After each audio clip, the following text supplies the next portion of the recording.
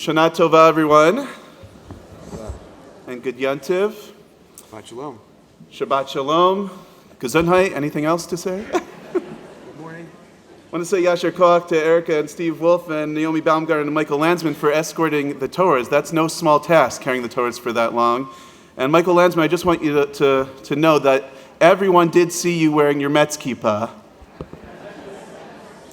So congratulations to you, and we'll see you next year, perhaps, with the Phillies. Today is the holiest day of the year, a day in which we fast, we practice self-denial, and we reflect on that which is most essential in life. Today is a day to turn inwards in order to best turn outwards in the year ahead. We ask, where have we fallen short? What are we most proud of? In what ways do we hope to grow? And who do we hope to be in the new year of 5785? Yom Kippur is not only a day of introspection, it is also a day of approach, a day in which we seek to come as close to God as possible. Today that is done through prayer and reflection, but in biblical times it was done in a much more physical manner, as the high priest would enter the Holy of Holies. Before we explore the ritual, the biblical rite of the high priest, first, a story. As you know, I love sharing stories about my children, so here's a particularly cute one.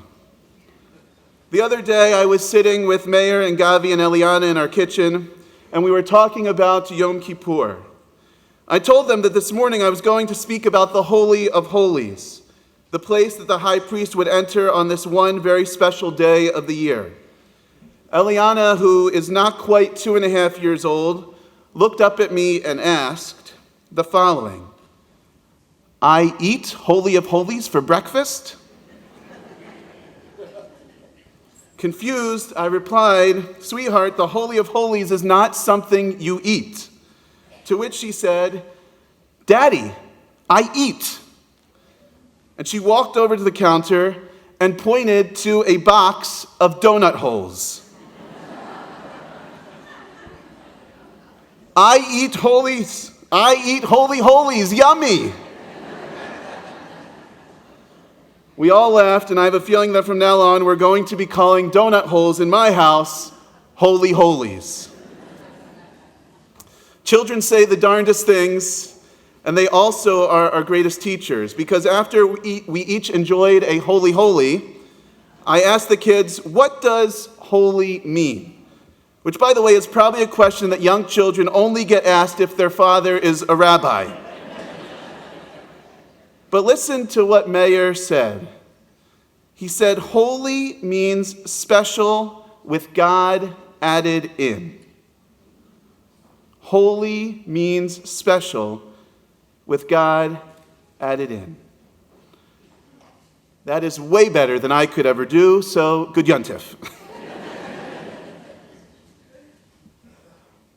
But I want to think about this idea of holy means special with God added in. Today is certainly a special day with a lot of God added in. And so it makes sense that in the biblical rite, Yom Kippur was the only day that anyone, namely the Kohen Gadol, the high priest, would enter the Holy of Holies. That's the Holy of Holies of the Mishkan, not the donut hole, just to be clear. And he did so entering the innermost sanctum, the cockpit, so to speak, with trepidation and great preparation. As we're going to read, he purified himself, mustered as much courage as he could, and he entered the Kodesh HaKodashim, the Holy of Holies, to perform several rituals, to offer incense before God, to sacrifice and sprinkle blood, and to offer confession in order to make atonement. Rabbi Nehemiah Poland writes that these ancient rituals were merely tools to help prepare the priest and the people for an inward journey to get as close to God as possible. Today we yearn to achieve the same level of connection and intimacy with God.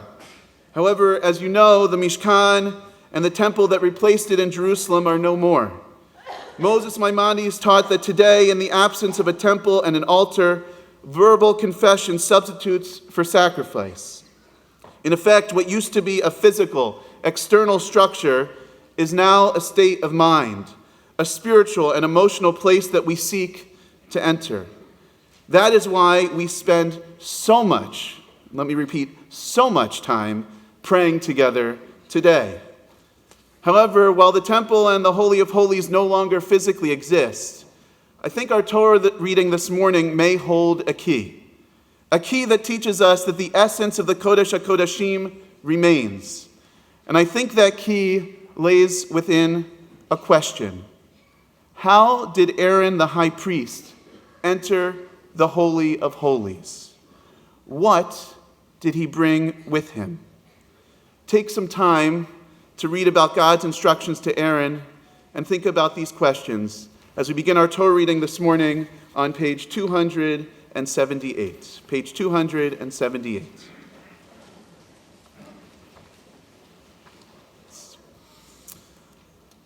So how did Aaron the high priest enter the Holy of Holies? What did he bring with him? Or perhaps we could ask, what was in Aaron's suitcase? Speaking of suitcases, earlier I compared the Holy of Holies to the cockpit of an airplane. So a story about planes and suitcases. One year in college, my father and I decided to spend the summer in Israel, learning together at the Pardes Institute in Jerusalem. We spent an amazing month in Israel, learning together every day in the classrooms of Pardes, exploring the country and living as roommates in a studio apartment in Jerusalem. It was time with my dad that I will cherish forever, and truly one of the best summers of my life, at least once we got there. Yes, once we got there. You see, I took responsibility for booking our flights. As a college student, I was looking for the most affordable flight, and what do you know? I found one. Sure, we could fly El Al or other airlines direct to Israel, but I found a flight on Virgin Airlines to London with a short layover and then an El Al flight to Israel. The layover was a mere 2 hours and 45 minutes and was going to save us over $300 per ticket. Perfect. On the day of our departure, we were dropped off at Newark Airport and went to check our luggage. The attendant handed us our boarding passes and said, "You'll need to pick up your luggage in London and then recheck your bags." "Why?" we asked. "Because we're switching airlines in London?" "No," he laughed.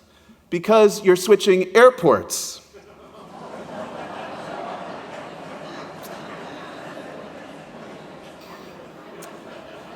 My heart skipped a beat as I looked at our reservation. Who knew that London had multiple airports? Multiple airports that are not all that close to one another. We were flying into one London airport and then flying out of Heathrow. I guess I had missed those very important details in the booking. It turns out that without traffic, the two airports were an hour apart. And guess what? There was traffic. We landed on one side of London, had to go through baggage claim and passport control, then took what ended up being an hour and 45-minute taxi ride that cost almost the difference in the plane tickets. Thank God our El Al flight was delayed, or we would have certainly missed it. But even still, we had to get to our gate fast. We went to check in at El Al, and then I heard, "I'm sorry, sir, but your bag is too heavy." Leave it to El Al to be especially strict in that moment on the luggage weight limits. I stuffed the heavy electrical converters into my carry-on bag and then proceeded to dump a few extra pieces of clothing into the trash. I was on the verge of losing it, to say the least. But then, as both my dad and I ruffled through my bag, our hands caught each other.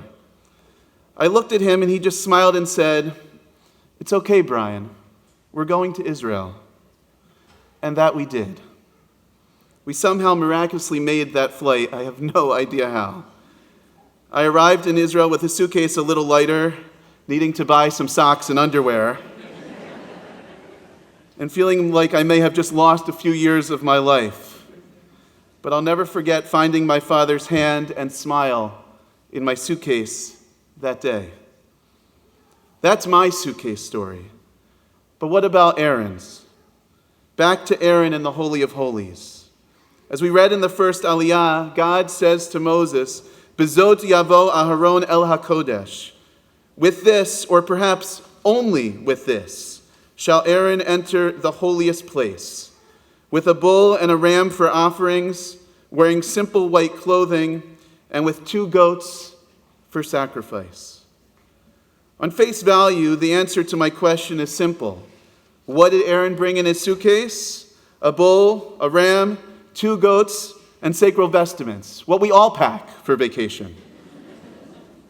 However, I want to offer 3 interpretations quickly that help us understand that these physical items represent so much more.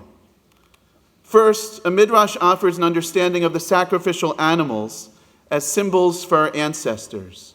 The bull, it says, is Abraham because when the angels visited him to announce Isaac's birth, he ran to the herds and ordered a young bull be slaughtered to feed them. The ram is Isaac, representing the ram that took his place on the altar of the Akedah. And the 2 goats are Jacob, symbolizing the goats that Rebekah cooked when she helped Jacob secure the firstborn's blessing. In this reading, what Aaron brings with him into the Holy of Holies is his heritage, his ancestry. And even though the Midrash only explicitly names the patriarchs, 2 of the 3 verses allude to matriarchs as well. Aaron is bringing all of his ancestors with him. And more than that, he brings their defining traits, their hospitality, their faith, their vision, determination, and their willingness to self-sacrifice. A second midrash zeroes in on the word zot in Bezot Yavo Aharon. With this shall Aaron enter. It's a bit of an extraneous word, which the rabbis hate to leave dangling. So Rabbi Yudan of the 4th century connects it to other places in the Torah where the word zot is used. In doing so, he teaches that zot refers to a collection of key mitzvot: circumcision, Shabbat, Jerusalem, the sacrifices, tithes, and even the Torah itself, vizot haTorah. In other words, Aaron enters the Holy of Holies wrapped in the mitzvot he has fulfilled. And the third interpretation belongs to the Kabbalists. The word zot for the Kabbalists means Shekhinah, the feminine divine presence that is closest and most accessible to us here on earth, the part of God that went into exile with the Jews when the temple was destroyed.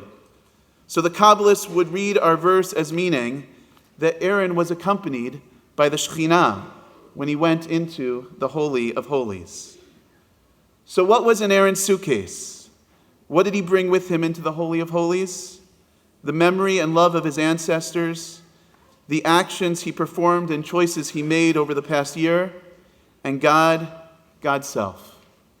And today, on the holiest day of the year, as we seek to enter the Holy of Holies through prayer, reflection, and introspection, we too must ask who and what are in our suitcases. What elements of our past do we have with us? What elements of the people who came before us do we bring with us on our journey today? And what about the actions we have taken, the choices we've made, the priorities we've set this past year? How do these help us as we seek the Holy of Holies? Do they give us courage and comfort? Do they confront us with choices we regret and encourage us to make changes for the coming year? And finally, as we try to approach God today, is it possible that God is right beside us? Could the God that is judge, the God of atonement that seems so far away, actually be quite close, eager to partner with us on our journey? There may no longer be a temple, but today we are indeed entering the Holy of Holies. And I ask, what are you carrying with you? I'm carrying the love of family, my pride in Judaism, my eagerness to partner with God, my commitment to Israel, and the courage of our people. I'm carrying the pain, the grief, the tears of the past year. I'm carrying my desire to grow, to do better, and to be better. I'm carrying a dedication to love and kindness and healing. And of course, I'm also carrying my seeds of hope. I told you, I struggle to pack light. As I spoke about last Yom Kippur, maybe today, in a way, we are all Kohanim.